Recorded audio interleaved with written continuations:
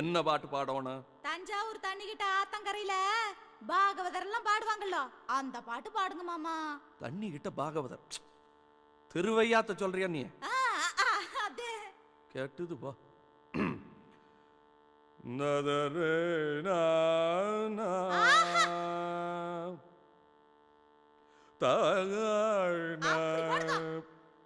மாமா, ஏன் பாட்டை நிறுத்தி போட்டீங்க? உங்க சங்கீதத்துல தொபுகடீர்னு குதிச்சு நீச்சல் அடிக்கலாம்னு ஓடோடி வந்த என்ன ஏமாத்தி போடாதீங்க மாமா. பாடுங்க மாமா, பாடுங்க.